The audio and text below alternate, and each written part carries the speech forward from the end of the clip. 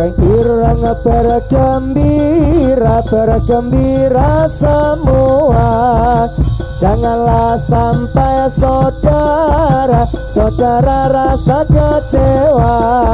Marilah kita jaga bersama martabat kesenian kita. Kesenian topeng ireng jaya selama-lamanya. Topeng ireng gembira, bergembira semua. Janganlah sampai saudara, saudara merasa kecewa. Marilah kita jaga bersama kesenian kita. Bersama topeng ireng untuk kita bersama-lamanya. Topeng ireng bergembira, bergembira semua. Janganlah sampai saudara, saudara rasa kecewa. Marilah kita jaga martabat kesenian kita. Kesenian topeng ireng jaya selama-lamanya. Topeng ireng bergembira, bergembira semua. Janganlah sampai saudara, saudara rasa kecewa. Marilah kita jaga kesenian kita. Bersama topeng ireng bergembira jaya selama-lamanya. Topeng ireng bergembira, bergembira semua. Janganlah sampai saudara, saudara rasa kecewa. Marilah kita jaga martabat kesenian kita. Kesenian topeng ireng jaya selama-lamanya.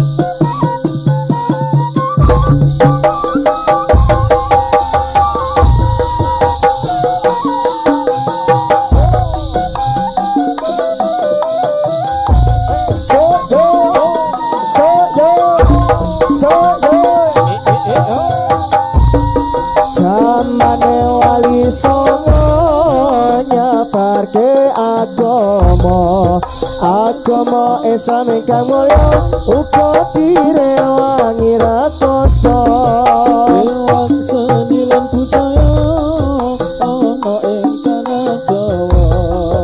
Supaya urip mulya ing marang Kang Maha Kuwasa. Wajib dilakoni tuntunan kang ana 5. Zakat, sholat, zakat, poso, haji, lamun kuwasa. Wajib dilakoni tuntunan kang ana 5.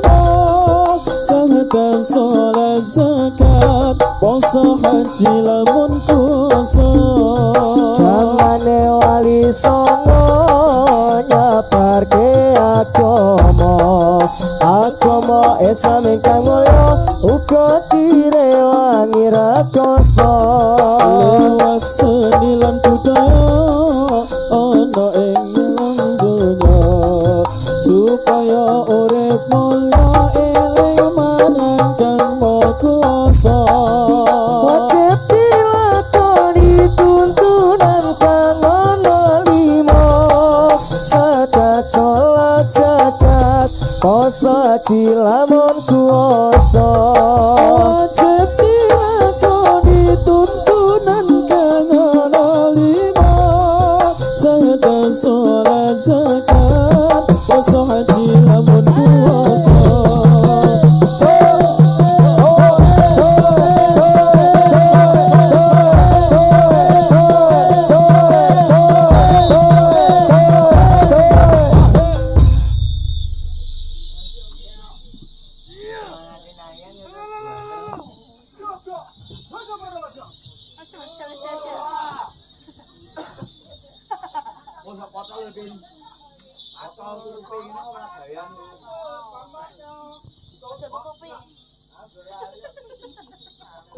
atur para kanca atur pambagyo dumateng para rawuh sedaya matur nuwun saterawanya ing pakempalan siang punika mugi Allah ingkang maha kuwasa karasa paridata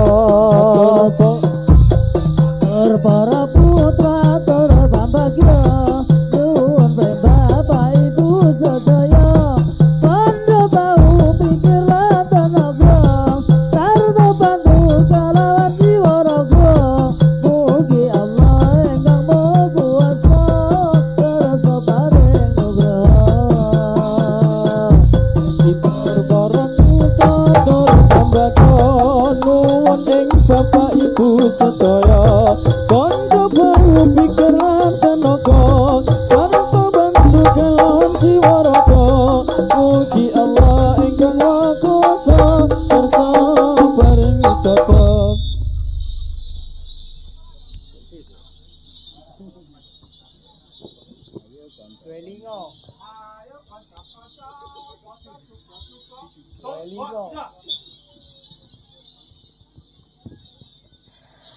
ayo kanca-kanca padha suka-suka supaya gembira kancane pamuda sebab wektu iki perayaan gede ayo padha sura ore lan kabeh kancaku yen pinuju mlaku kudu lagu-lagu lan kanthi bersatu ojo sesunggaran kudu sing aturan mundhak kaya kewan mung rebutan pangan ojo padha gelo aku ingkang jaga kancane pemuda sing rupane ala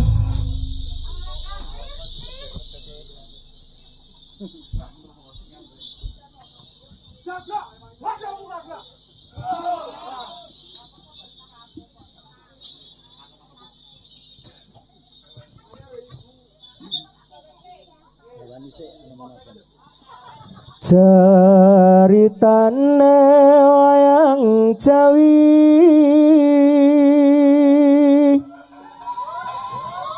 ing praja Ngalengka diraja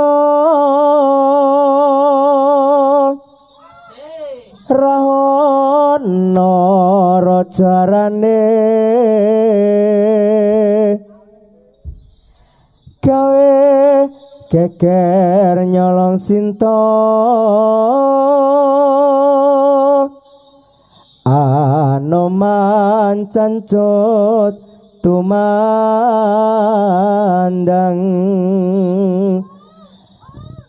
Ngalengka wis dadi awu kobong gedhe jroning praja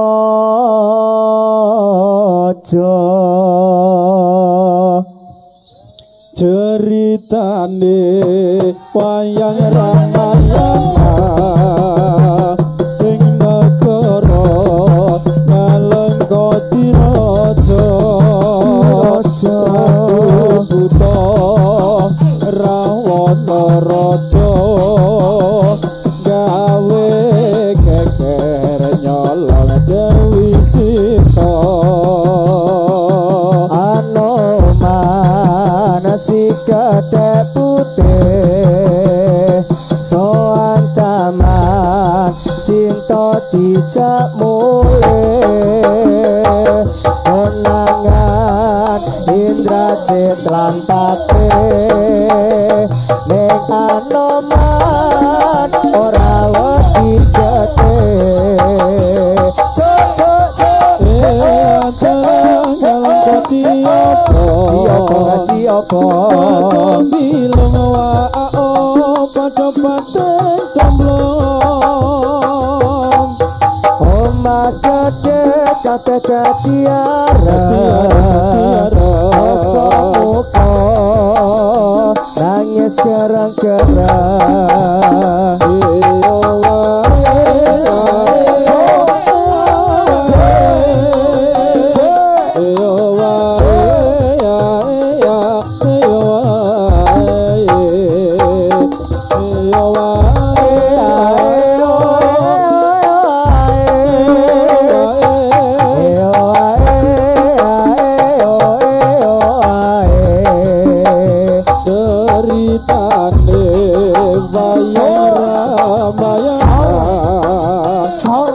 negara nyalon koti raja ratu buta rahwana raja gawe keker nyolong Dewi Sinta nomat si kete putih soan taman Sinta dijak mulai konangan Indra Cetlan Pate dengan nomat ora wedi gede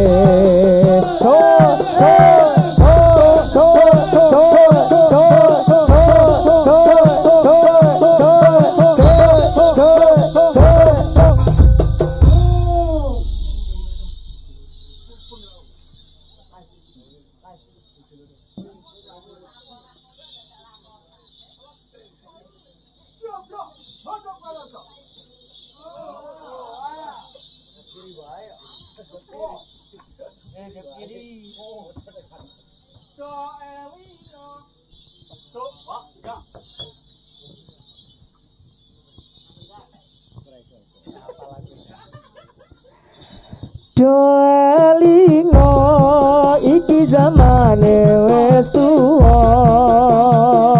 tuntunan agamada dianggep kuno lakonono ajarane wali songo sing ora kersa aja nyacat aja ngino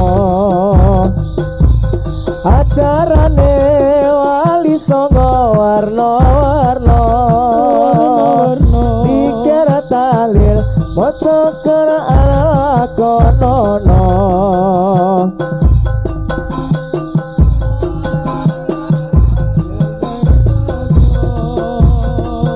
jaro kubur ojo nganti ditinggalno maraki palan solawat kulinakno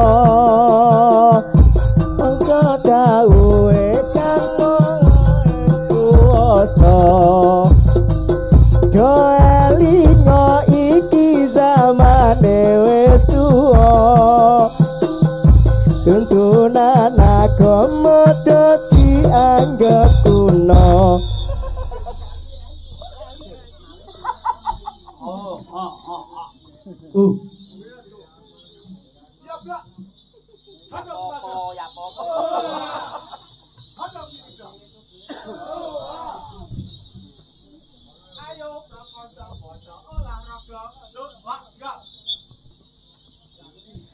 ayo prokonco podo olahraga supaya badane rasa sinambi maca era kaula ingkang miturut agama ayo sedulur Islam sedaya bebarengan ngurmatono saring serati junjungan Nabi kita Nabi Muhammad yang mulya ayo pro kaum muslimin muslimat serta pemuda fatayat podo kiato anggone menghormat marang mirose Nabi Muhammad semono wong urip ra gelem menghormat soyen ana akhirat bakal kaparingan siksa laknat kendi neraka kang bulat-bulat nanging asih padha gelem menghormati maring amirat Kanjeng Nabi desa yen kita tumeka pati diganjar swarga kang edi.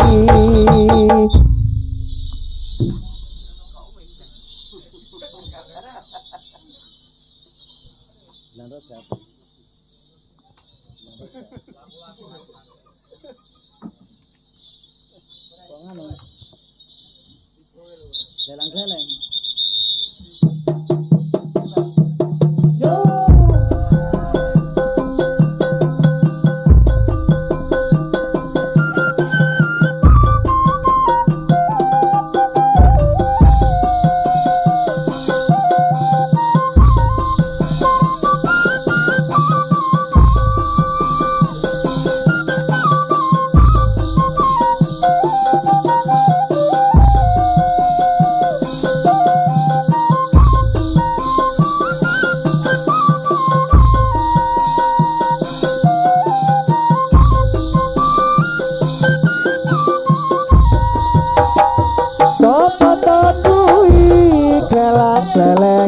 Kalunge kacu goyang guyung mesam-mesam karo aku apa tenan sliramu lagi kasmaran rono mrene saja kadung kasmaran rono mrene saja kadung kasmaran.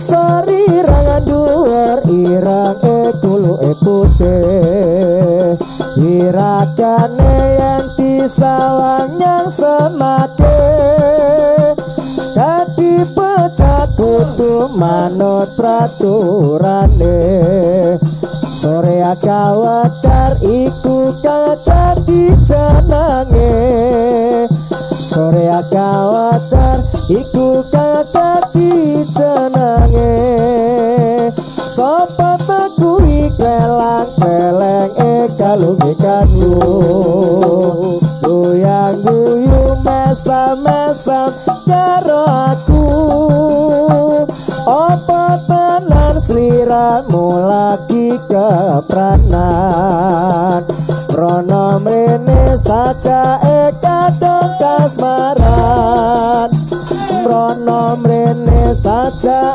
kadung kasmaran.